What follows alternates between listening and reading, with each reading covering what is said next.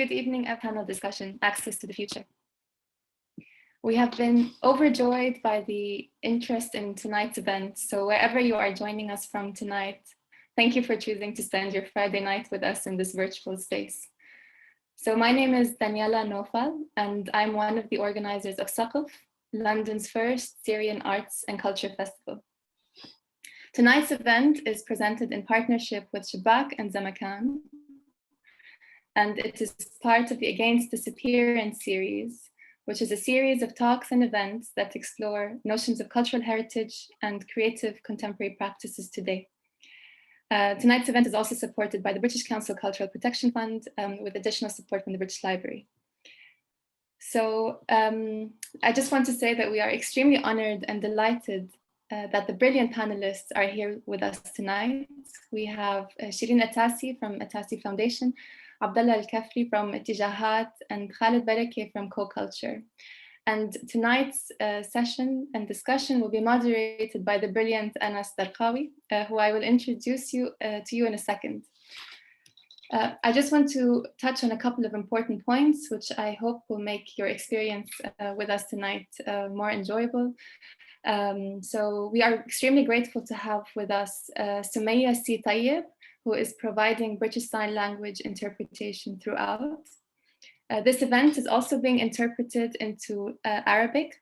So our thanks go to Bara, Sirajuddin, and Wissam Tayyar for being with us to provide this. You can listen to the Arabic audio of the event by pressing on the interpretation button, which you will see at the bottom of the Zoom window. And all you need to do is click on it and select Arabic language. So yeah, just see the interpretation button at the bottom, click on it and press on Arabic, and you should be able to listen to the conversation in Arabic throughout. Also at the bottom of the window, you will see the Q&A button.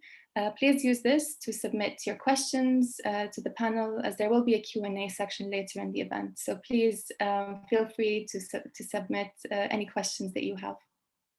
So now I'd just like to take a couple of moments to introduce you to Anas Darqawi, who's with us moderating the evening's discussion. Anas is an international development and civil society practitioner with 16 years of experience in the nonprofit sector, providing positive social change. Anas is also a freelance consultant with civil society organizations and cultural institutions in the areas of organizational development, sustainability, communications, impact evaluation, training, and youth participation. He's an experienced facilitator and moderator and a qualified personal performance coach. Anas holds 2 master's degrees in international management and youth and international development. Thank you all for being with us tonight. I hope you enjoy the evening. And now I leave you in the company of Anas and our wonderful panelists. Thank you. Thank you very, very much, Daniela. First of all, good evening, everybody. Masal khair. Thank you very much for joining us from the UK and beyond. That's the benefit of holding a Zoom meeting, because we are welcoming you from all over the globe. I would like to also thank Saqf for this invitation to moderate this important session this evening with the wonderful panelists. And I would like to thank all the supporters and the collaborators who allowed this very timely and relevant festival to take place. And I wish Saqf many, many years to come as well. It has been a very good start. Before introducing the panelists, I just want to say that we have an hour and a half this evening together, barely enough to cover this very important topic. We have some questions to our panelists, and it's going to be a discussion before we open the floor to questions from the audiences. We hope to answer as many of your questions as possible, and we hope you stay with us until the end of the event this evening.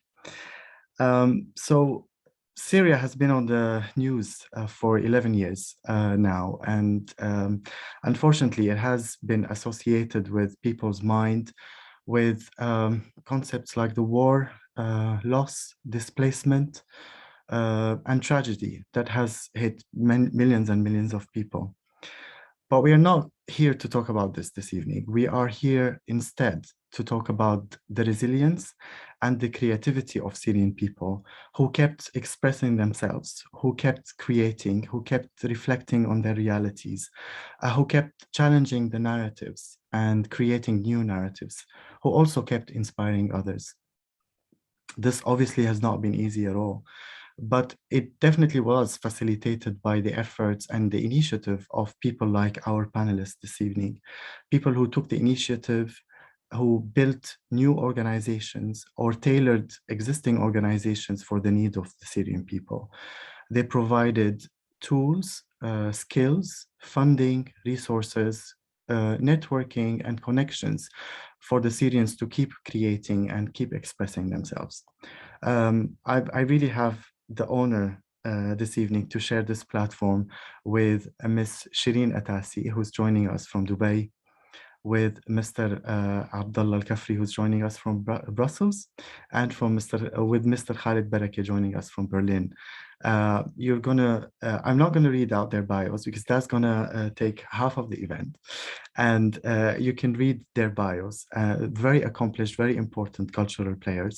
They have been doing amazing efforts and initiatives in the last 10 years. You will get to know more of them while they're answering our questions and talking more about their exceptional experience. I would like to, first of all, ask Shireen, before I open it to the other panelists, why is this important? Why does it matter for Syrian cultural production to continue? First of all, let me thank everyone and let me say how wonderful it is to be on this panel with everyone. Thank you, Saqaf. Thank you, Daniela. Thank you, everyone. I'm really, really excited about this panel because it kind of brings to light a lot of the issues that have been keeping me up at night at times. The reason I say that is because art and culture, a lot has been said about the role of art and culture in increasing understanding and respect amongst people, how cultural production kind of humanizes the other in times of war and conflict. A lot has been said and written and discussed around the importance of culture as agent of change, methods of creating connections, and all sorts of things like that. But what I wanted to talk about specifically from my perspective at Atassi Foundation is really the role of art and culture in creating a memory.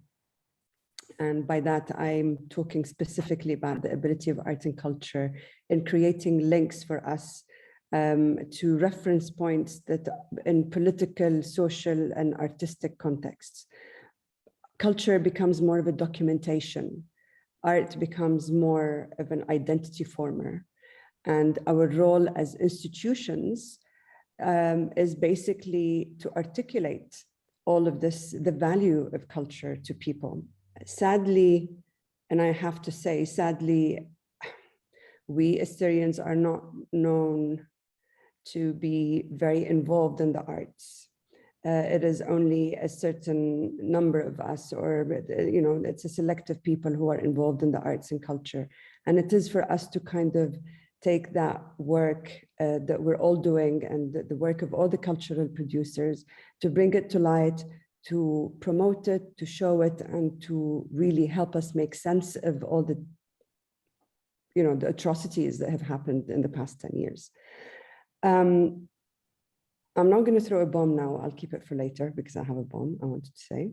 So please don't. No, I'll keep the bomb for later. But what I wanted to say is, from my perspective at Atassi Foundation, really, art is a memory. It's an identity, and this is why we choose to do work around inquiry, around knowledge creation, and around archives. Yeah. Thank you very much. You mentioned already so many great ideas that we're going to reflect on later on in the discussion. I would like to extend the question to Khaled from Berlin to also tell us why is it important to talk about Syrian contemporary cultural production. Yeah, there's I can write pieces about this, right? Like the importance of culture, and also I think the questions start with what kind of culture are we talking about? The intellectual culture or the culture in a bigger sense, right? Because if we think of what Hassan Abbas did, for example, kind of redefining the culture from bigger sense, when we talk about food, when we talk about clothes, so how we wake up, how we go to our work today, to schools, what kind of music we listen to, how can we like live our life. This is also culture in the sense. So, but I think you mean it maybe more into the intellectual level of cultural production and artistic production. So I think the first part for me is what we produce today is what we consider as culture, and which is why the importance of it is kind of honoring our tribe, like honoring where we come from. And there's it's really like the question, I think, and if we're gonna start answering it, it's uncountable, the importance of art and culture in any communities. Shireen maybe mentioned some, but to kind of also follow up on what she said, artists today and cultural producers are narrator, are storyteller, right? So we have the gift, we have the universal kind of privilege to tell stories of us, of other people. So I think this is one thing that comes with the documentation, that comes with the storytelling, that comes with the archiving. So if you want to build a future that kind of challenge the narrative that the oppressor all the time writes.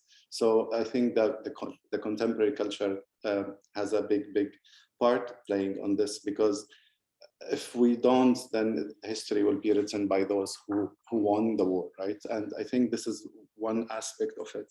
But what I think of the cultural production in the intellectual sense is the intervention in the process of production meaning, in a sense of we re-question and we re-challenge and we re-bring the culture in a bigger sense that I mentioned, in a smaller sense where we re-question it and reproducing it again. So, and we reproducing the knowledge. And so I think today artists are there to live their fantasies where other people don't allow maybe themselves to go there. And by doing so, they create space for other people to live their fantasies within the artist fantasies as well. If I want to shift it a little bit from politics, which what I will try to do as well, because I feel like whenever we talk about Syria, it directs itself to, you know, like what we mentioned, for example, or what I mentioned about the oppressor, about the cultural identity, about the debate, about debating the power, debating the narrative,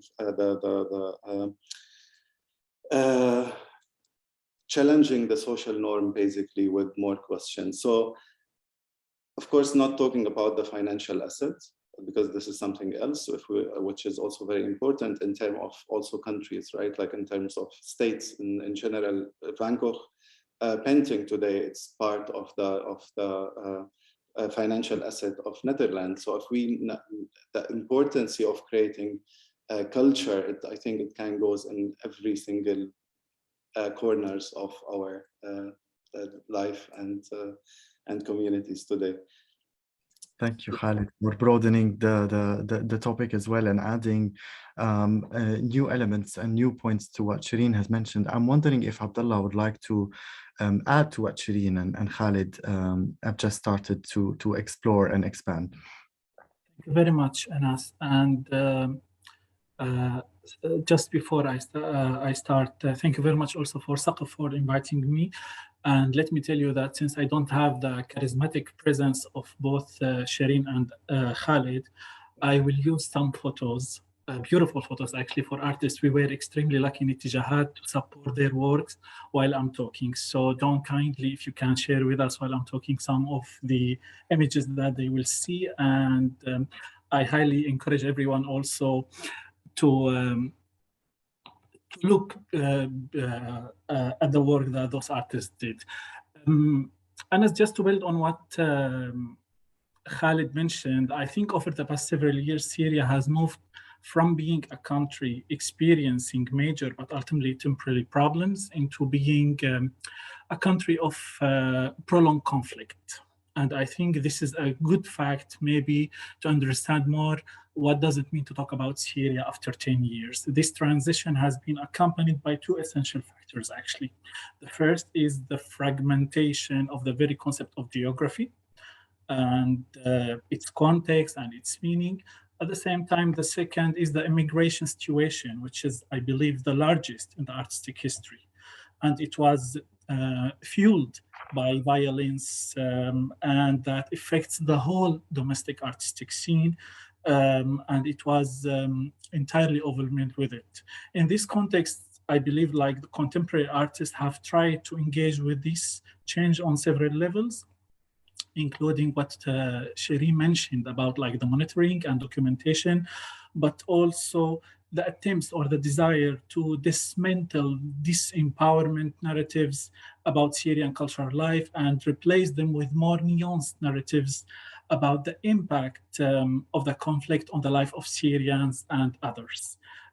Being today from Brussels, also talking from Brussels, I would like to mention that the contribution of the artists within the context of the diaspora here within the context of Syria, and artists in that regard also, they have exceptionally produced a lot of in this regard. I mean, over the 10 years, the collective creativity of the diasporic Syrian art scene, it was really important, and it came with a lot of also space for exploring other topics while we are talking about art and culture. I mean, artists, they were examining topics of identity, gender, patriarchy, queerness, and language, which is a very important thing as a tool of social and political power.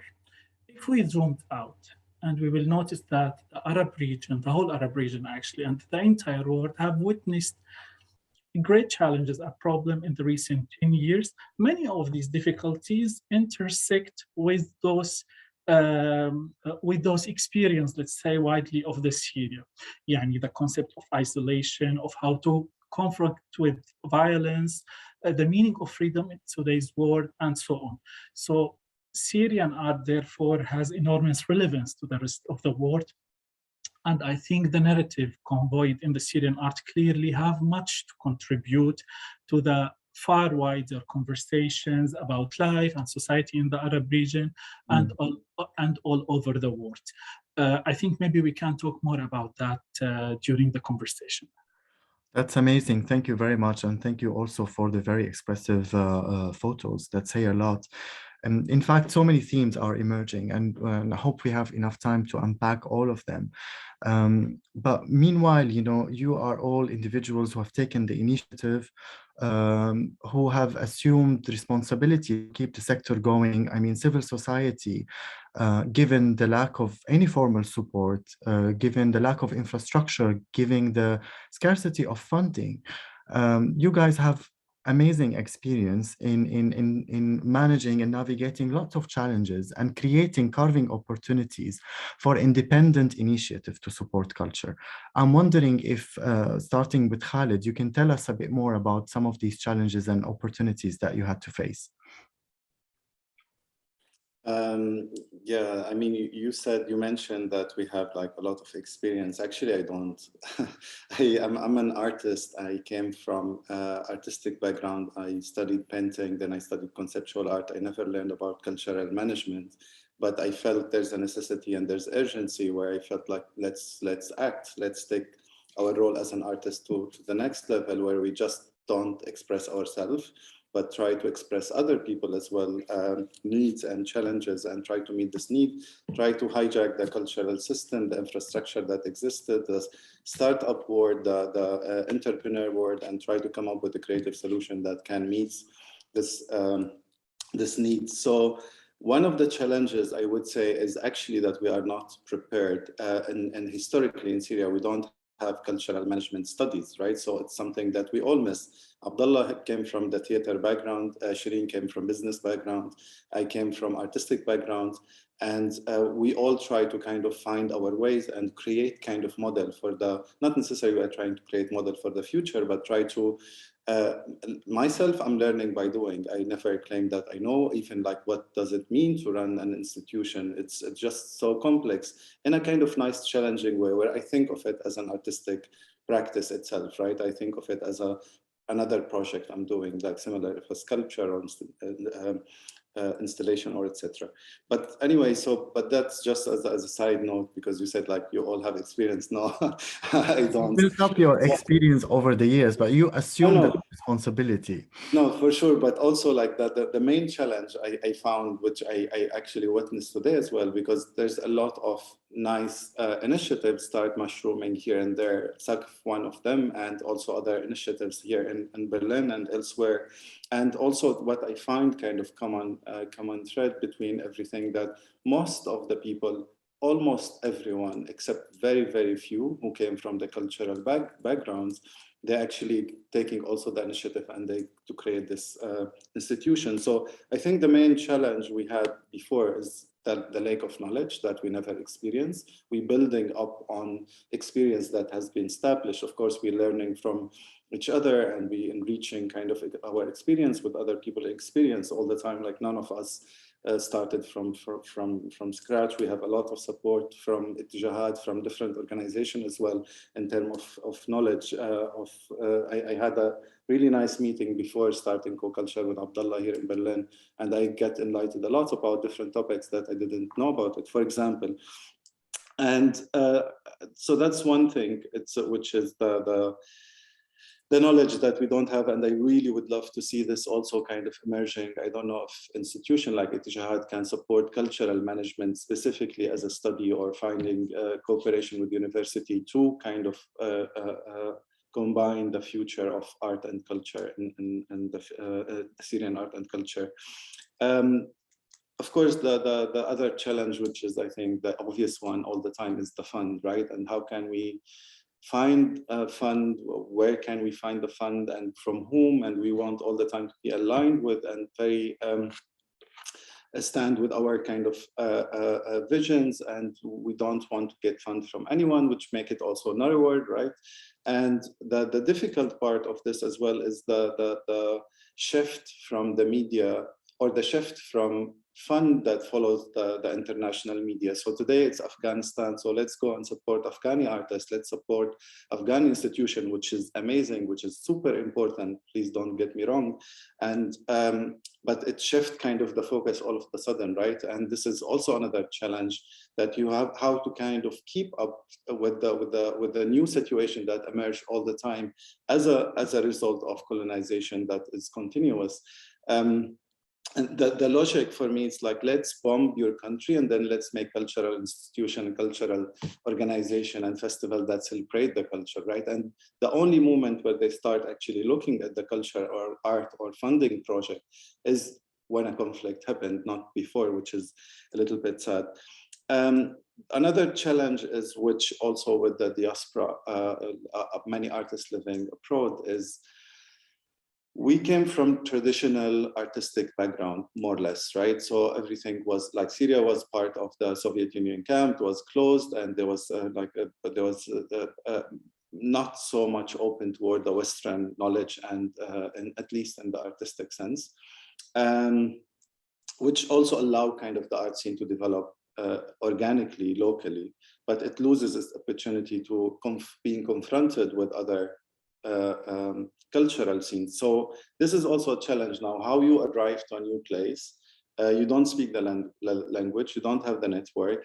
You basically try to go with the basic needs like a child, right? Like you just want to know how to buy your grocery from supermarket, and go from very basic level. If I think of the highest in the parameter all the time is the culture and artistic production. So we still kind of in the basic needs kind of situation at the moment. We can talk about, like, really name it if we want to talk about challenges. I don't want also to talk about everything. Allow me to also, people.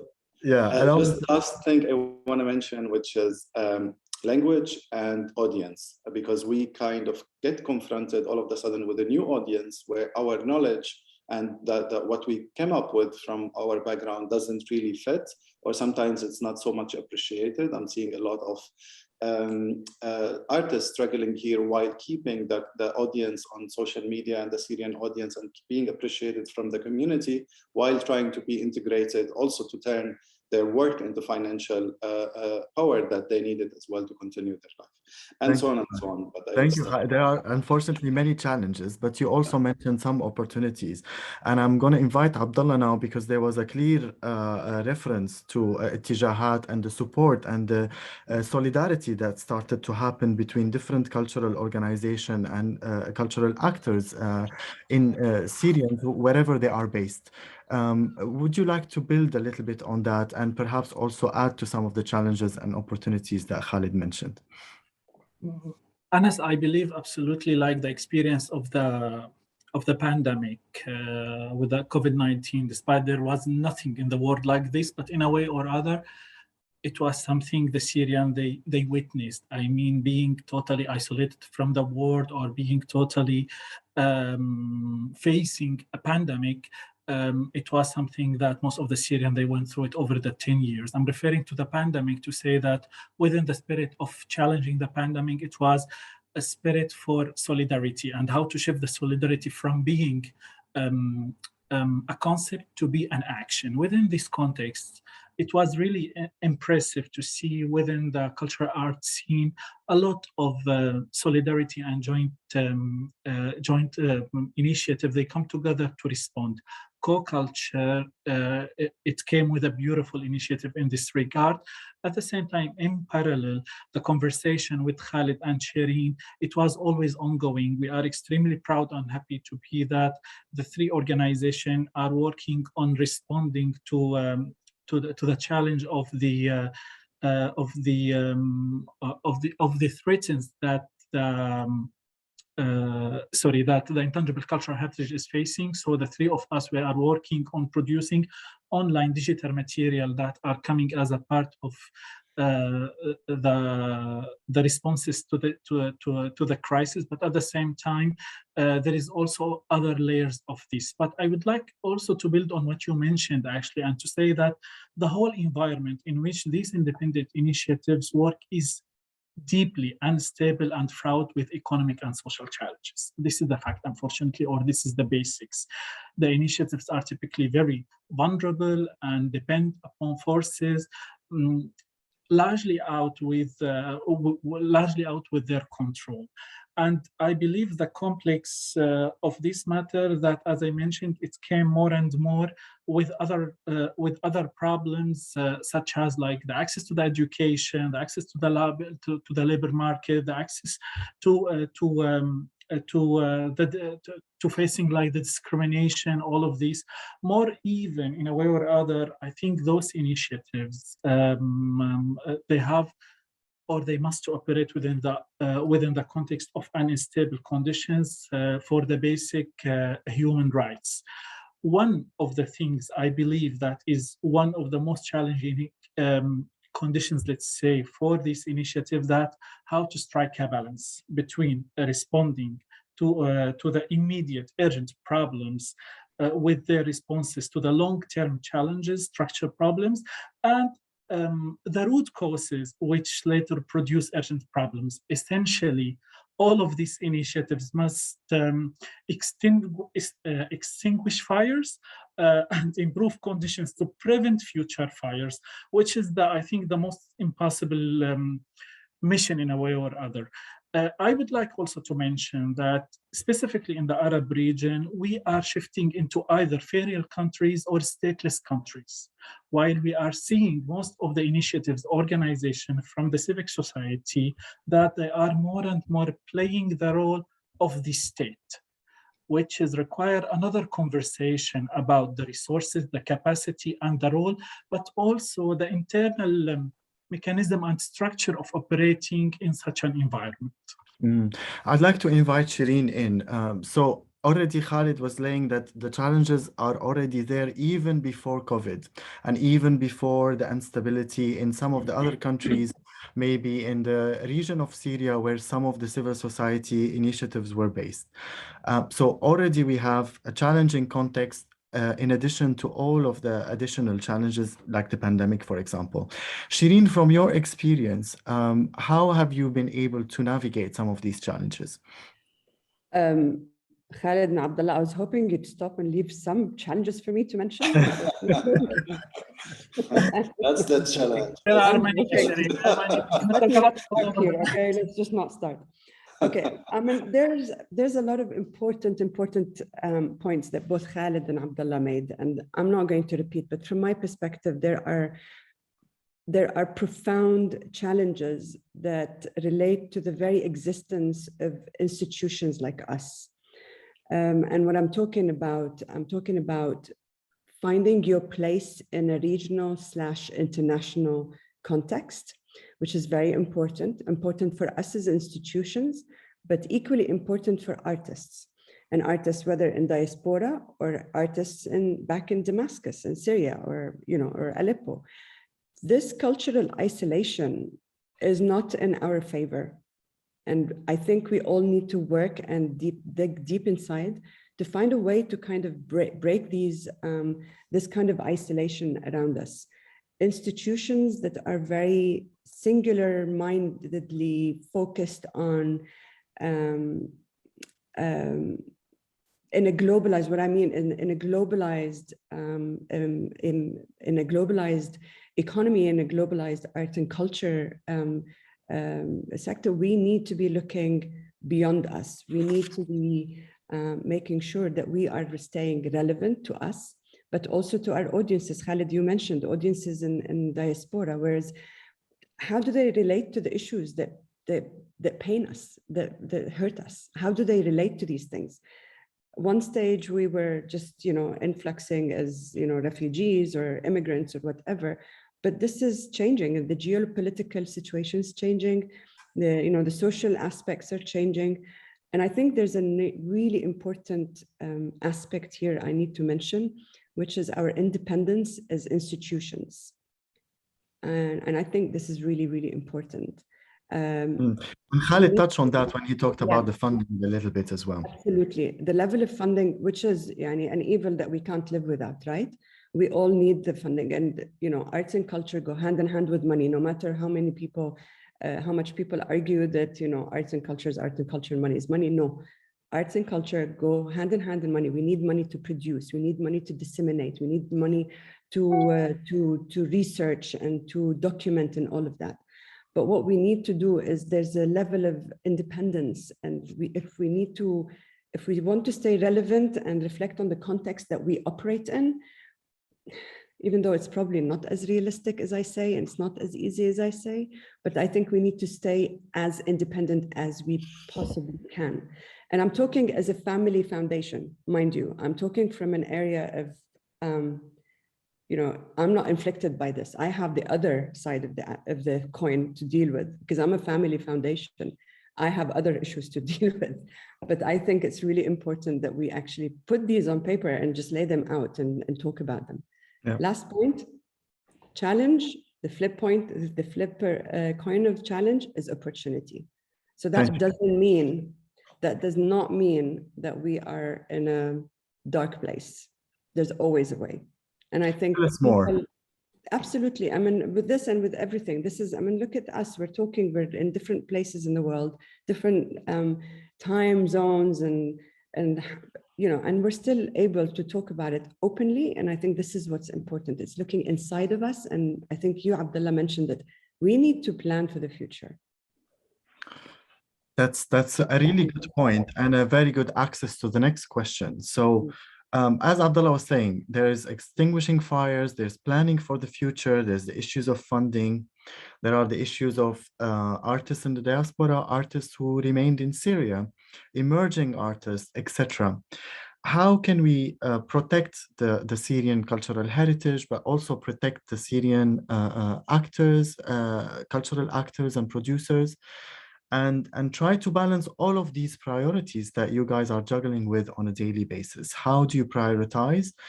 What are the opportunities out there? We mentioned solidarity, building alliances,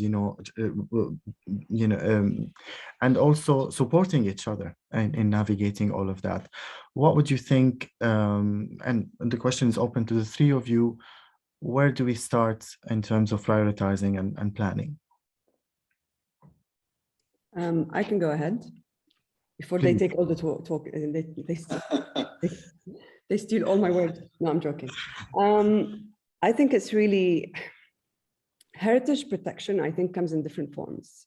It's not one size fits all. And there are so many elements to heritage protection that it takes an army of people to do it, but it's up to each and every one of us. It's not institutional work only. You can talk about an artist as an archivist. You can talk about an institution as a memory protector. You can talk about all sorts of things. But heritage protection specifically, and I'm talking from the Atassi Foundation perspective, from day one has been an incredibly important aspect, probably because of the history of the Atassi Foundation being a reproduction of Atassi Gallery, and all of the production that we've seen and we've kind of seen in the 90s and the 2000s in Syria. But it's always been a major part of what we do. So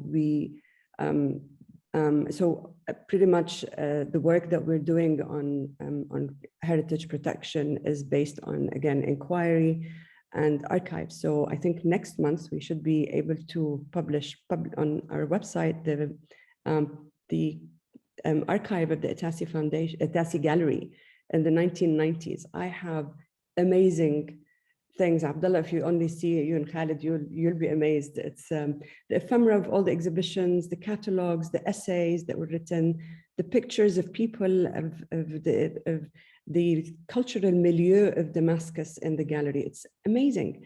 But building on that, we have to not just supplement with other archives, but what we're doing is we're supplementing with different lines of inquiry, of research, and we're working on all of that. So they all kind of supplement each other. I guess what I'm trying to say, it comes in different forms. This is just one initiative. It's not enough. Look what Saqf did. This is another initiative. Look what each one of us is doing. You know, Thank you, Shireen. That's amazing. We need definitely to take a look at this catalog. I mean, I've attended several of your exhibitions in the past, so I'm really keen to see that again. Khaled and Abdullah, would you like to also join us in tell us about, trying to also balance protecting the actors, given, all of the unusual circumstances they are going through, and they have to work in these really unstable situations, and managing issues like identity, managing issues like also belonging, and dealing with what they have, the loss that they also have faced. What would you do to protect these artists? Abdullah, do you want to go first? I can, Khaled, and I think this is the moment just to salute the beautiful and exceptional Muna Atassi for her exceptional work for years, and she's with us actually here in the panel. I saw her name within the attendees, and it's so great to hear you, Shireen, about this. Anas, I think Shireen mentioned and Khaled also mentioning the question of the digital media, or how to use the question of the digital media as an effective alternative way to the physical actions, since it's either impossible for the difficulty on the ground, or because we have this situation of inside outside Syria, that it comes with a very terrible narrative about polarizing the situation, which also it comes with some facts. But I think one of our main missions for all of us really to contribute to deconstruct such a narrative in a way or other, and at the same time to see where we can also find alternative ways, not only to use the digital platform to present and to show the cultural heritage, but also consider it as an alternative for the public space that is occupied by different authorities. Another effective approach it could be is how to deal with the heritage in a critical point of view. I mean, engaging artists and practitioners to look back at their heritages, plural, and to think about what kind of engagement we are expecting in this regard. And part of this also could be reflected on how best to connect Syrians and their heritage despite all the physical and social and economic obstacles, by saying that what kind of aspects we can create, so the artists can more and more have a better understanding to their heritage. And I think Khaled mentioned also at the beginning the economic aspect of understanding the value of the heritage, which is extremely important if we link it also to the concept of like the creative economy. And we are witnessing actually inside Syria incredible initiative that they are trying to bring this aspect in a very beautiful way. I can list incredible work like Khuyut al-Amal, Aghabani, Sama, and many other beautiful initiatives. They are really trying to bring this approach. But the other question that you mentioned, Anas, how to make sure while we are doing all of this, also providing the artists with tools and means so they can able to understand, think, but also not only to produce, to taste and to explore and to engage. And here also, I believe there is a very huge need for more and more action research and research to compare like the context of Syria to other contexts. What are the best practices, although that I hate the word itself, the best practices that we can learn from other countries where they were facing conflict, and how the heritage, it was a part of rebuilding the social fabric in those countries. Thank you, Abdullah. Before I move to Khaled, I'd just like to remind our audience that to start putting your questions on the Q&A section, so that when we finish our conversation, we're gonna aim and to answer as many of them as possible. Thank you very much for that. Khaled, what would you like to add on these 2 points in terms of protecting artists and protecting the Syrian heritage? Well, this was the question that I have in 2015 specifically, right? Like it was before, but since I was in Europe since 2008 and many Syrians came to Europe, this kind of the question become more relevant to my reality, to where I'm existed geographically. And the response to this, if I want to shift from the theory to the practice, we kind of come up with different initiatives exactly to reflect on these needs. So the first project, and just very briefly to mention it, because this is, I think, it presents the conceptual thinking behind the needs as well. So as Abdullah said, there's missing infrastructure of a country in general in the art and cultural scene. The Ministry of Culture is just, we all know what it is.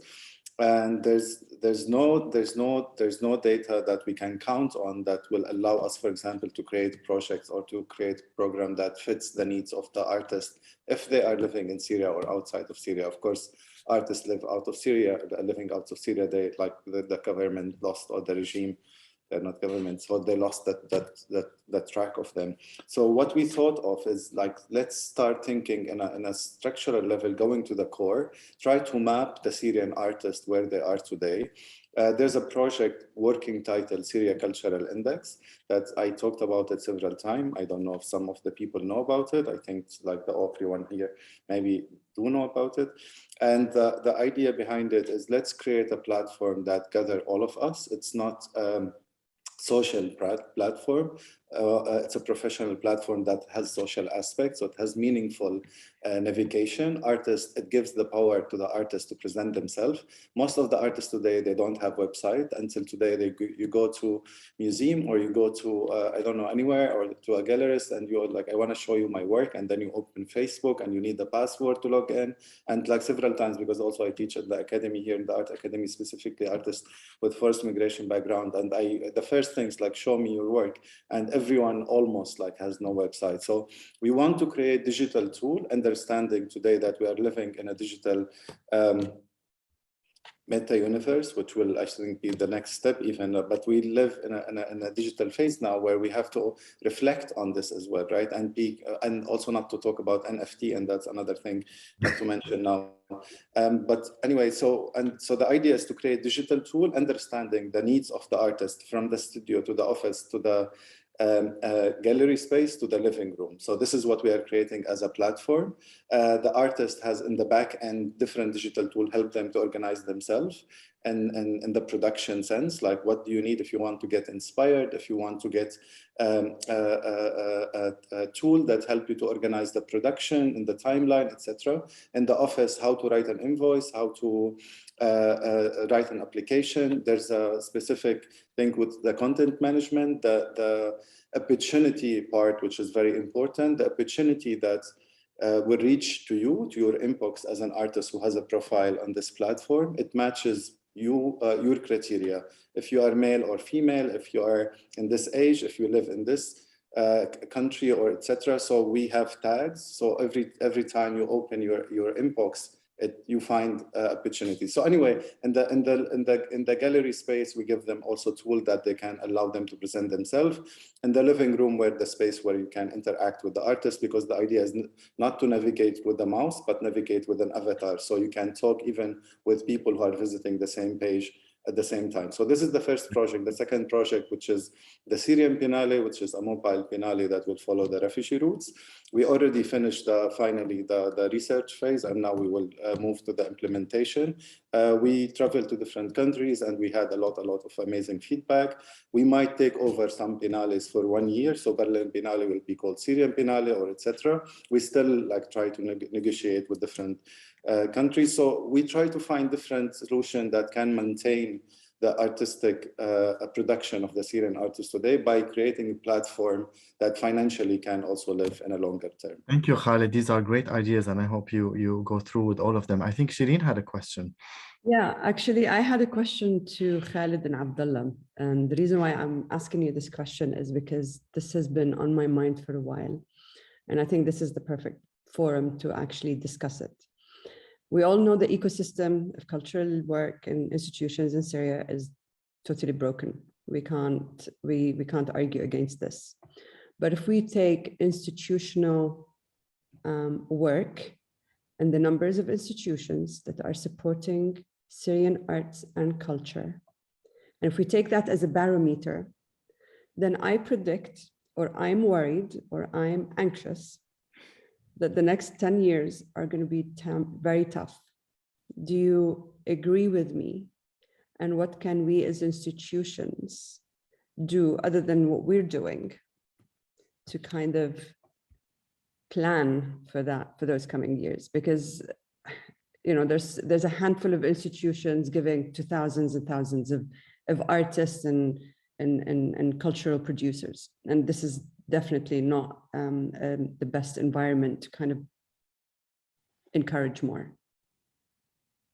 Thank you, Shireen, for bringing some of the, now you're touching on the opportunities and all of the things that you could do together collectively. But sorry, I didn't fully got the question. I'm so sorry. So do you mean what can we do? Because we are just very few and there's a lot of artists. And so the next 10 years will be so difficult. Yeah, so do you agree that my outlook is a bit pessimistic? Am I correct in having such a pessimistic outlook? And B, are you in any of your institutions thinking of the next 10 years? Because certainly I am. And I don't know where that 10 years is going to take me, but I'm thinking. I'm holding the thought for now, okay? But I'm thinking.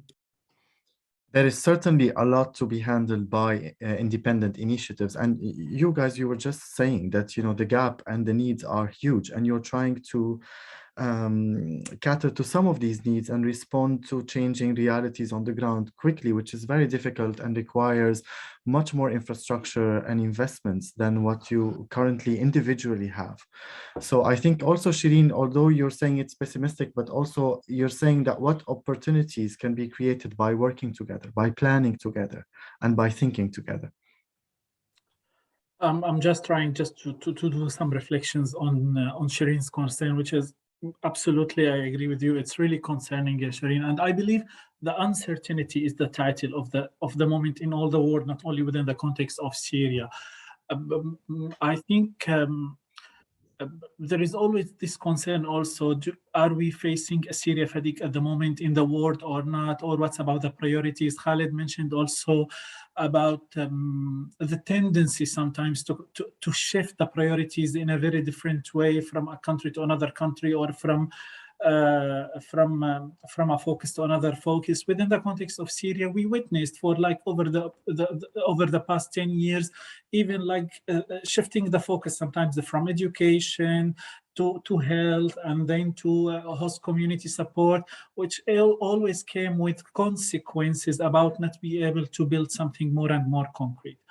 I totally agree with you, like the challenge is really big, especially within the implication of the pandemic, or not even reaching out the moment of the post-pandemic situation in a way or other. It's already the third year. And because also this the focus also of what I mentioned at the beginning, that Syria is shifting to more a prolonged conflict country, is really require a different angle, or maybe some of the institutions, the government, they were considering now it requires different kind of resources and interventions. However, while we are talking now, we are literally talking about a new generation of artists from Syria. They spent 4 years or 5 years in Berlin, in Paris, in Dubai, in Beirut, and they are not only creating, but they're graduating from art school there with a different concept, with a different mentality.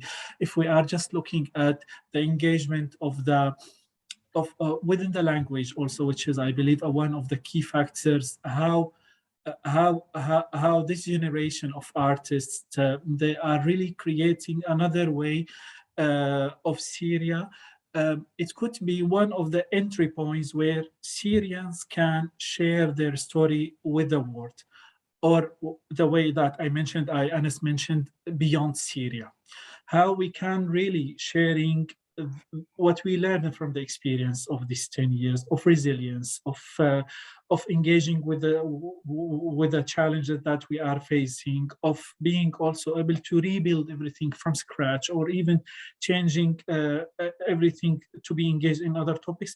Here, I believe we have, without being very, very romantic or being on cloud number 9, here really we have an opportunity. And it's something we can really see that it could be one of the key factors to help Syrians to agree on their story. And once they agree on the story, I think we can be able not only to look at the right moment, but even to be able to imagine a better future, which is something extremely important. One last point, thing in this regard, and as you mentioned, the question of protection artists, and I think this is extremely important in this regard. We used always like to focus on supporting the production, but I think at the moment the priority of supporting the producers of art themselves are extremely important. Khaled and Coculture are doing big time efforts in this regard for many years in different models. We are focused on it in Ettijahat as a part of that, because we believe this is the seeds of the Syrian civic society, or the new generation. And if we protect it at the moment, maybe in 10 years, we will be able to have a better situation for what we are facing at the moment. Thank you. Thank you, Abdullah. I'm not sure, Shireen, if this has answered all of your question entirely, but I think that would require perhaps another forum, hopefully. I don't think the question was meant to have an answer. It's just... But thank you for posing it, because it's really linked very much to also my last question before we take questions from the audiences. What can others learn from this experience? Other countries, other contexts, maybe similar conflict or maybe different context, but what can be learned from the Syrian experience in the past 10 years? Can I ask Abdullah about something he said? Not so like, if it pass, I will not have the opportunity to come back to it. Like very, very briefly. Please, Khaled, go ahead. Understand, you said, Abdullah, like to agree on the narrative, but what do you mean with the agree on which narrative we should agree on? I mean, the same reasons, actually, Khaled, or the Syrian go on revolution in a way or other, like the freedom of expression, the dignity, the basic rights of really being part of having the basic right. This is what I believe, this is the narrative that most of the artists, all the artists they are working on, and this is how really we can increasing this narrative that it was the essential of the revolution that took place 10 years ago, and it's not anymore. It's unfortunately not anymore part of any conversation about Syria at the moment. For absolutely many facts we know, and you mentioned something about also the media in this regard. So this is what I was referring to. Yeah. So values also, these are also great set of values. Yeah. Yeah, sorry, I interrupted. No, not at all. Do you like Khaled to go ahead and maybe, or it's open to all of three of you? What can be learned globally from this experience, the Syrian experience in the arts and culture in the last 10 years?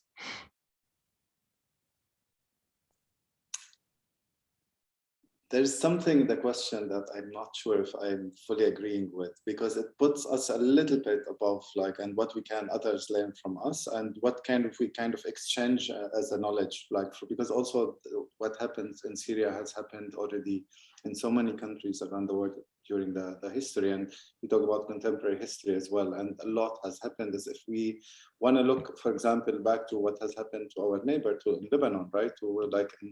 Because they went through civil war, and also all the organization that developed.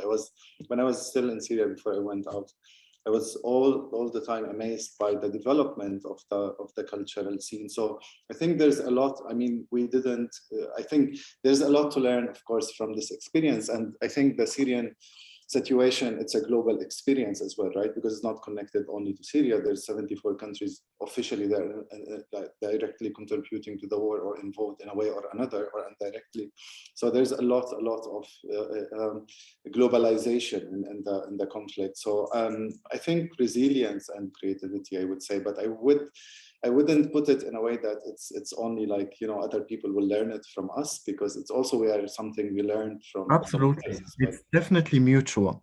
But if there is something to be shared with all of the pluses and minuses, all the challenges, the positive and the negative, these 10 years must have been, a lot of lessons learned that you perhaps would like to share with others. Shireen, go ahead. I was going to say pretty much what Khaled said. It's more about what we can learn, what we can look inwards, and what lessons that we can take out of our experience. And I think, looking back, I think there are a lot of things that we did amazingly well, like, all of these institutions that sprung up, all of the support systems, the initiatives in literature and theater and music and arts. This is, we have a lot of success stories, but I think we have to fundamentally look inside and really determine how we're going to overcome some of the challenges and the difficulties we're seeing. We can learn from others, and I think we have done that in many ways. I personally always look, as Khaled said, at not just the Lebanese case, but I look at the Iraqi case, and I see where they have failed and what I can do differently. I would possibly want to say that I would love to know about many other institutions, whether private like us or public. I think we need a lot of work. There's so much. It's almost like a clean slate.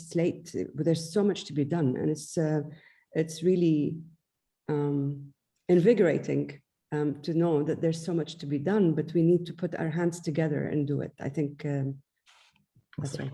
Thank you, Abdullah.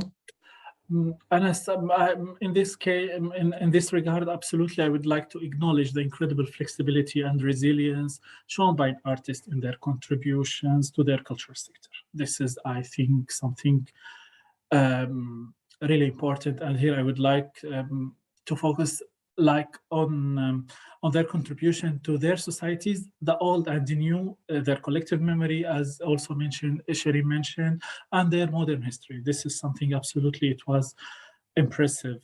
The other thing that also I would like to appreciate, taking the risk to explore totally different new contexts, different mediums, different tool of engagement with the audience, and sometimes starting from zero again. If we are looking at the artists that they are keep producing, or most of them, they move to Europe, if we are focused on the diaspora, to see that most of them, they were in their mid-career. Most of them, and Khaled knows a lot about that, they decide to start again from beginning as if they are like just starting their career. Here in this regard, I believe there was something really courage and something really exceptional. I really also believe what Shireen mentioned, and this is something really important, to learn from other contexts, to learn from other experience. It was really important. Another thing that I would like to mention, that the contribution of those artists to create a kind of counter narratives. And here I'm referring to this counter narrative about what like the regime is presenting about Syria, and what also the narrative about Syria as if it's Pandora's box in the public media. So how can I present something more inclusive, more saying like another story or a third story even? This is something I believe extremely important. Unfortunately, the Arab region, is witnessing on a daily basis dozens of endless stories about injustice. The Syrian artists, like many other artists from the Arab region, they have a lot to contribute to decrease or like to face this injustice, and to do it in a way that really not harming others, but rather than really focused on the values of justice and diversity. Thank you, Abdullah. Lots to be learned from others, lots that we can share, lots that we can still learn. And this is, I think, a very good moment to start looking at the audience's question. The questions are piling up. I'm so happy to see that many questions. Let me read out the first 3 questions, and I'll ask you each if you like to address one or more of them. So I'm going to read out. First question, what do you think about the role of cultural exchange and mixing, even while a culture is going through reconstitution, e.g. as in Syria after a conflict? I'm not sure if they meant reconstruction. So that's the first question. The second question, one of the panel members mentioned cultural isolation. Was this in regards to the isolation of artists in Syria or the isolation of artists living in other countries? Perhaps the panel could comment further. Third question, and then I'll stop and ask you guys to address them. How important is it to work on publishing studies discussing Syrian art as a method and a powerful tool to read throughout Syrian history and reflect on the current situation? Has research been supported enough as a cultural production? So we have the first batch of questions. They're asking about cultural exchange, cultural isolation, and about research and publishing studies about the Syrian art. I leave it to you guys to see if you would like to address one or more of these questions, and then we take a second round of questions. I can take the one about publishing studies and research. And I'd say this is probably one of the biggest areas that we work on at Atassi Foundation. It is really important to understand there's very little material written about Syrian modern art, and it is very important for us to create the context of the past so that we understand where we are now today. And that will also help us going forward. So yes, definitely it is incredibly important. We have a publication, actual book coming up in March. We have a new kind of research inquiry program coming up February, and we have the archive. So all of this is meant to kind of collaboratively work together, all of these in terms of activation of the knowledge creation around Syrian art. So it is incredibly important, but one is not enough. Of course. Thank you very much. Any further comment on the cultural isolation? Actually, if Abdullah, can you also, because you've been doing, I mean, beside the amazing work that Atassi Foundation is doing in research specifically and hiring researchers, which they have a lot of amazing people. Also, I know Ettijahat we're doing a lot of really, really good work as well. So if you don't mind, Abdullah, not to skip also this question, I'm interested to hear also like your take as an organization on supporting specifically, because we don't have so much material in Arabic, right? We don't have so much, which is, I think, that's why the question is very important. Indeed, Khaled. Actually, 10 years ago, actually, when we established Ettijahat, one of the main focus it was how to produce, how to contribute to create a new generation of researchers. Actually, based on the fact that the environment in Syria does not help scientific research in a way or other when it comes to the resources, when it comes to the freedom of research, the accessibility, and all the things that all of us we know in a way or other. Our approach, it was really to support researchers to build their curiosity and the know-how so they can explore topics related to art and culture. And within this approach, we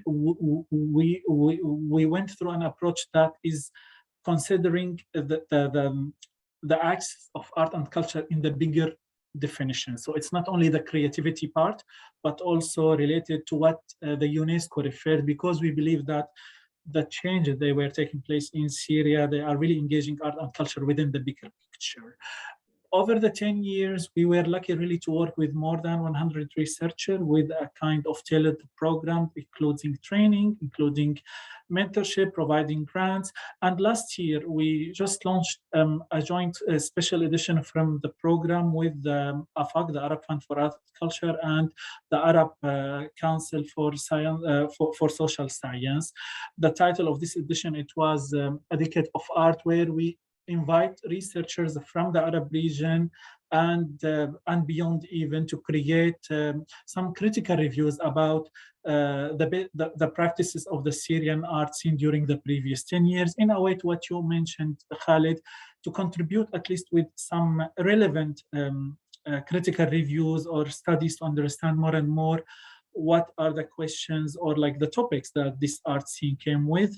This year and the next year, we will publish these publications, this research, but also we will have a kind of program engaging with audience, and we will do some translation to make sure that this material are available, and all of them will be available also on our website. So this is part of the work. That's great. That's really good. Thank you. Would you like to address any of the other two questions before we move to a next batch? There is the one about cultural isolation, the one about cultural exchange. If not, we can also move to the other batch. I think I was referring to the cultural isolation when I was talking at the beginning, and I was really referring to the situation or to the fact that most of the artists inside Syria, they become totally isolated from what's going on in the on the world, and within also the restrictions on travel, on visas, and also all the challenges that sometimes was not understanding the delicacy of the case of the artists inside Syria. We were always seeing a lot of open calls, opportunities for artists, but Syria, it wasn't considered one of these countries. So it was really a problem. So this create a kind of really isolation. And I think Shireen, Khaled, and many others trying to see where we can really contribute to challenge this isolation, creating Syrian conversation between the artists, designing joint initiative in this regard, encouraging institutions and donors to keep supporting artists inside Syria, challenging the narrative about Syria. It's not only what we see on media, and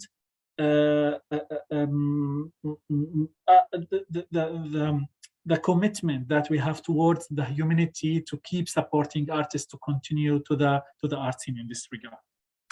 Thank you, Abdullah. Are you okay with us moving to the? Sorry, Khalid, go ahead. No, I just want to say part of Abdullah, what was Abdullah saying is, I think, question or answered the first question of Kate about the cultural exchange. I just want to talk about very briefly about the cultural scene here in Berlin, where I think Berlin, I said this quite a long time ago, Berlin, for me, it becomes the new Damascus culturally. I think what's happening today in Berlin is really, really rich. and it's like, it's incredible. The moment I leave the house, I just like, do I want to go to Berlin today or to Damascus, right? Like culturally and socially, because it's like, it's crazy, like how the city kind of, or the community kind of emerged and did amazing work. So I think it plays big role as well in terms of bridging between the two culture and understanding. And I think though it was like, it's still kind of building up very slowly, but I think it did a lot of amazing work here in Berlin. Thank you very much, Khaled. I'm gonna look at the next batch of questions. One question from Yemen to Shireen and Abdullah. Can you tell us more about your efforts working with artists in Syria, and how do you navigate all the complexity? I think you touched on that, but maybe perhaps you can also add a bit more examples. There's a question about many Syrian artists in the diaspora are living in the West. In Europe, there are national art councils whose missions are to promote the flourishing of artists in their countries. What is the best that these art councils can do to support Syrian artists living in their territories, given that many art councils are mandated only to fund their own citizens? What can Syrian artists teach us in the West about the rise in authoritarian governments? I think we also tackled things about the learning and issues like that, but we can expand. Following question from Paul, Abdullah has hit on a really good point. Young artists graduating from international art schools. 20 years ago, there were only a handful of artists who had the opportunity. The opportunities could be huge. So basically, the question about the efforts of specifically working with artists inside Syria, given all of the complexity that we've mentioned, if you like to give any examples or elaborate on that. And then also the issues of art councils and the support that Syrian artists get in their new home, in their new communities and in the new host countries. So with regards from our perspective, with regards to working with artists in Syria, we do not have a space in Syria. We do not have a base in Syria or elsewhere, to be honest. We do work with artists and writers and researchers, whether in Syria or outside of Syria. It is a question, for me, it is always a question of outreach, which I don't think we're doing, I don't particularly think we're doing a great job at. If you think about it, there has been 10 years of new art graduates coming out of the School of Fine Arts in Damascus. And how many of them do I know? How many of them am I able to interact with or kind of visit? That's why we're doing the index. Right, exactly. Thank you. Great idea then. And I think this is why it's really important. I think this is really important that we're all talking, because you forget that there are so many connections that we're all making, with or without planning, but there's so many connections between our work and what people are thinking and what people are wanting to do.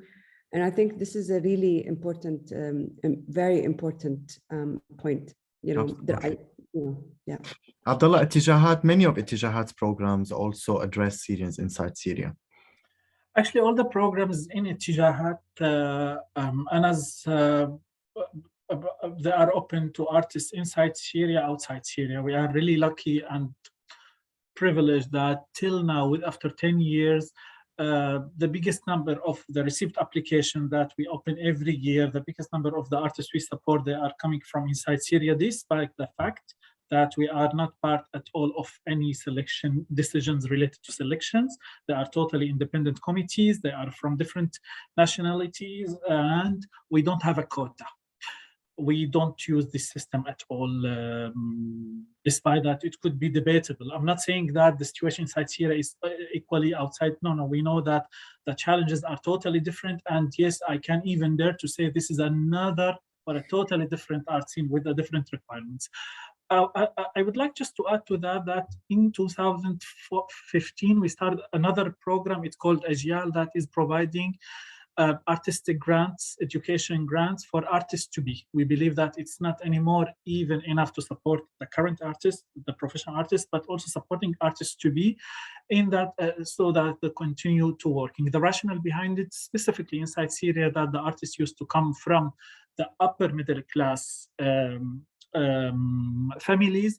However, the middle class is really facing a huge problem. So imagine like an 18-year-old guy or girl wants to study music or theater, so moving to Damascus, working, it's always impossible. As I mentioned before, we consider that this is our capital. This is our investment for the future. And the principle of it also to continue working with those artists to graduate from their work. This is just an example how we are understanding or how we are trying to adjust to the needs in a way that could be also useful for meeting the new generation from the artists. Thank you, Abdullah. Khaled, any comment on the art councils in Europe and the support they provide the newcomers and the Syrian artists who have relocated to other countries? Yes, I think, so first, I don't know if you agree, guys, but let's agree on something. Artists, wherever they are, from any nationality they are suffering, right? So let's just agree on this. Like I studied in Denmark, I studied in Germany, and my fellow artists, Danish and Germans, so like most of them, they are suffering and not necessarily they have a good life. I mean, just proven everywhere. Artists, the weakest part of the whole, I think, culture production in general. Even their art is celebrated, but I think they are the weakest point, which was Abdullah saying of supporting the producers, not only the products, which I think very important. I think what is the best government can do here is providing, of course, opportunity, and the most important thing, giving the community the power over their narrative, over their initiative, allow them even to financially benefit of the initiative that they are creating, not necessarily as a product, but as a process as well, which is something we also try to do as well as Coculture, trying to engage the community as much as possible and like assigning them to tasks, to work, to do this, to do that. Also now trying to kind of think of, let's also engage people from Syria or Syrians in Lebanon or in Syria, etc. Also for, like, to get benefit of the financial aspect. So I think what is important is giving or shifting the power to the community itself, because this is where we regain the power over our narrative away from the white narrative, white Western colonized narrative toward us and towards how we've been seen all the time, because how we've been portrayed all the time is results of the media and the politics, and we still kind of, like, even the cultural scene, we kind of obey to this, even we try to sometimes to rebel, and I think the best thing government can do is shifting the power to the communities itself. Thank you, Khaled. Sorry, Anas. Can I just add quickly to this point? I think another level also, it would be about keeping joining the efforts of also the other stakeholders or artists from the region. I'm here referring also like to the like cultural institutions such as the British Council, the Goethe Institute, another institution where they have the understanding of the local context, but also within their network, they can be also part of really having a two-way communication or a two-way conversation between the region and between Europe in a way or other. I was witnessing more and more also that there is a big desire also from many institutions inside Europe to redefine the meaning of Europe for artists and to understand it in a way that it's more inclusive. This is a very delicate process, I know, and it has a lot of debates and conversation, and I'm sure that Khaled will be engaged in all these conversations. However, in this conversation, we can see more and more that there is more recognition for the contribution of different artists from different backgrounds, from different nationalities, and this could be a space to explore and to define. And while we are doing this, how to avoid going for activity-based or efforts, and to think of some like more and more bigger frame that could be more effective. Thank you very much, Abdullah. I think we have few minutes left and some questions before we hand it over back to Daniela and Alia, but I'd like to read out the last few questions, and I would like to ask you to keep it very short, 1 minute each, to finalize this round of sessions. So there is Khaled, there is a comment about how beautiful your living area is. I'm glad, everybody, that I'm blurring my living area. It's not nearly as nice as Khaled. There is, Shireen, there is a comment from Aqil. He's saying that actually he wanted to comment on your point about Arabs getting engaged, Syrians engaging with the arts. And he said that as a teenager from Latakia, people thought that he was a weirdo because he was very much interested in the arts center. And you know, he's a researcher in the field of practitionary art. He agrees 100% that culture is a necessity, not a luxury, and that it's especially true now after the war, that threatens to wipe out a lot of our culture and sense of identity. So he's saying, sorry for the rant, but listening to you all, and particularly Shireen point at the beginning, I thought the urge to share this and ask Shireen if she really meant public engagement or something else with regards to Syrian participating in the arts. It was definitely public engagement, and I think this is something that we need to be aware of, because as part of the ecosystem, you need audiences. And if your audiences are not visiting your art center, they're not going to the opera, they're not going to the theater, then really, what are you trying to do? And I think public engagement in the Arab world, but particularly I'll talk about Syria, is not quite where it should be. Yeah.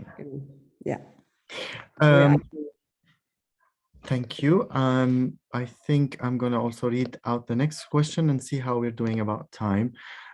So Abir is interested to hearing your opinion around how we defined Syrian culture in light of the conflicted Syrian identity and the scattered artists in exile. Do cultural producers have a responsibility to preserve and reshape their identity? I think her question is much longer, but I think I'm going to stop here because this is probably enough as a base if you like to address this question. So how do we define Syrian culture? And, you know, given the conflicted identity and the scattered artists in exile? I don't think we can, like, it's organic, it defined itself. And I don't think we have identity. We have identities that create the one identity. And that's the beauty, I think, specifically in the Syrian art scene, specifically after the revolution, after 2011, because it started kind of shaping itself organically and finding its forms, which is, I think it's very healthy and beautiful to see.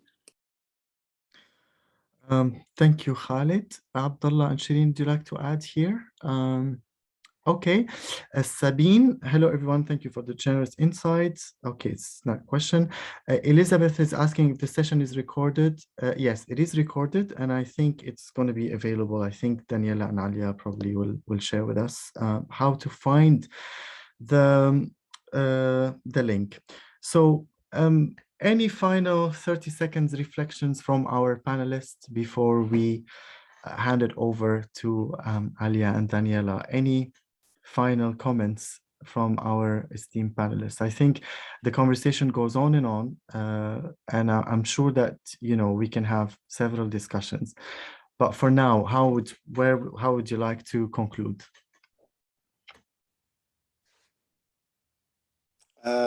So if I may start, it's like 30 seconds. So I will just use the opportunity to thank you, Anas, for moderating this session. It was really, really great to have reflect with you. I felt like we were bing-bonging in a nice session together.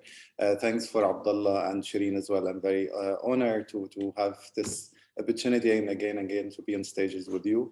Thanks to Shubat, thanks to Saqif, and good luck with the new initiatives. It's amazing what you are doing. I want to send my greeting as well to Mona Atassi, to all just say, like, thank you for all the amazing work that you have done when there was nothing has happened still in Syria. Syria was dry, and so And we are miss you here, Mona, so please come whenever you can. And yeah, so, and also like just keep the amazing work going. That's, I think, will be my very final conclusion. Thank you, Khaled. Over to you, Shireen. Yeah, I just want to reiterate exactly what Khaled said, and just tell you that if we can, Mona has something to say to everyone, I think. Sorry, she was on messaging me, so. Are we? Well, Mona, I think you're enabled. You can talk now.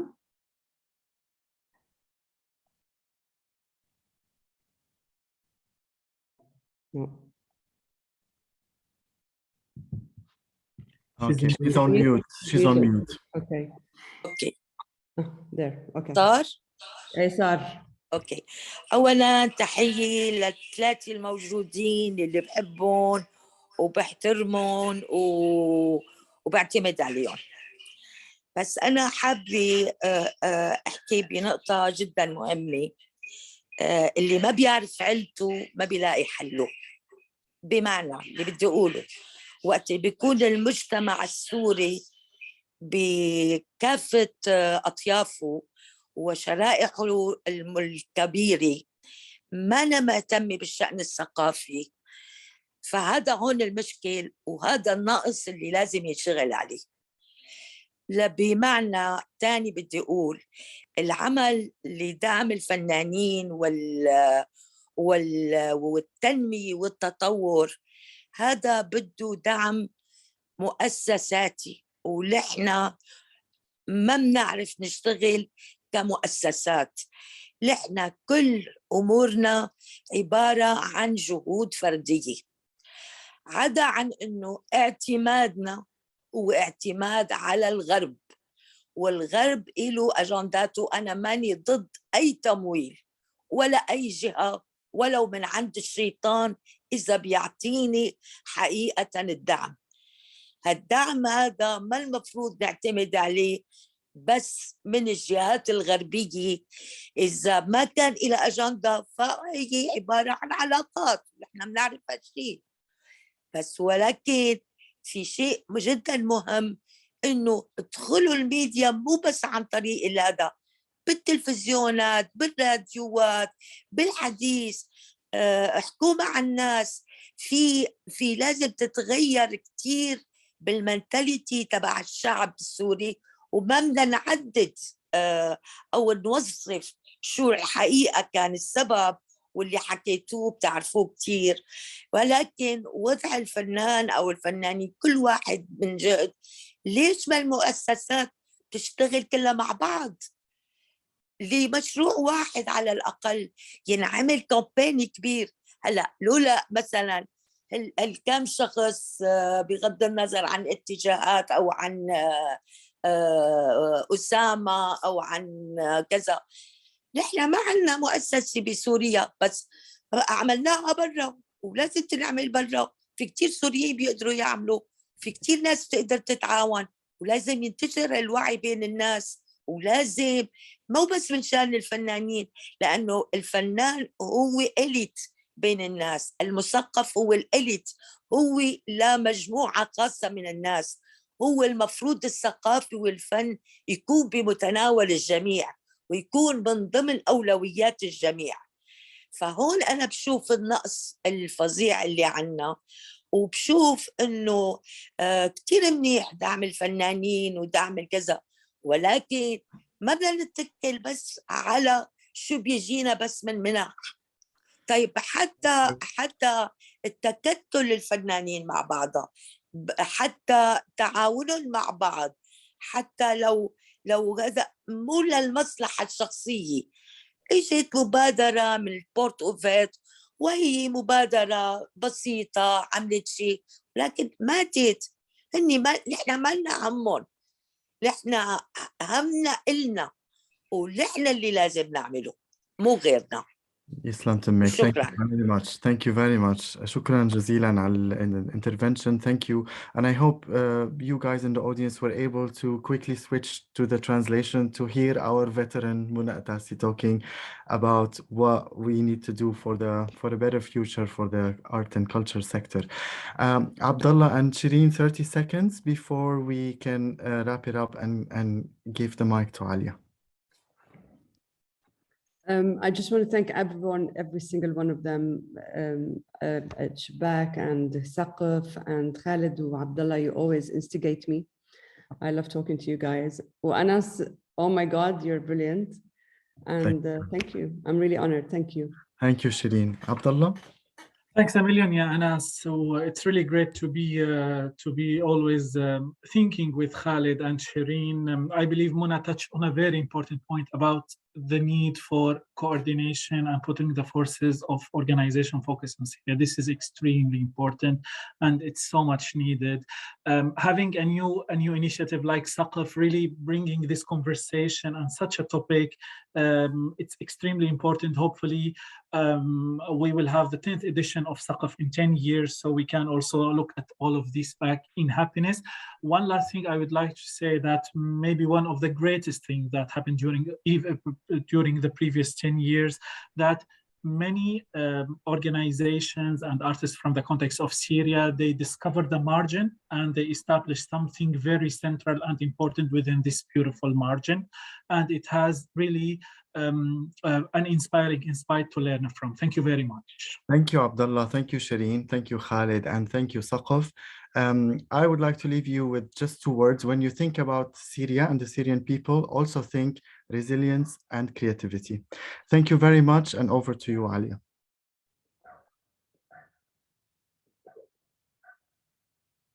Thank you so much to our panelists, Abdullah, Shireen, Khaled, and for the expert moderation also from Anas, for this truly humane, critical conversation that took the contextual really to global universal themes that we're all thinking about and all should be thinking about, and having that exchange as well. Thank you to Sumaya for the interpretation. And of course, thank you to Bara and to Wissam for incredible translation. I was listening in as well, and the swapping also. Thank you to Muna for her comment. This talk is part of the Against Disappearance series supported by the British Council's Cultural Protection Fund, which is led by the British Council in partnership with the Department for Digital, Culture, Media and Sport. So thanks to them. Thanks also to the British Library for hosting this event and promoting it. And finally, please, please, please do check the Saqf website. Maybe we can put it into the chat for further events over the next few days. It's been an exceptional series of events, and there are more exhibitions, screenings, and concerts to be enjoyed if you can get your tickets, your hands on a ticket. And other than that, enjoy your Friday evening, and thank you once again.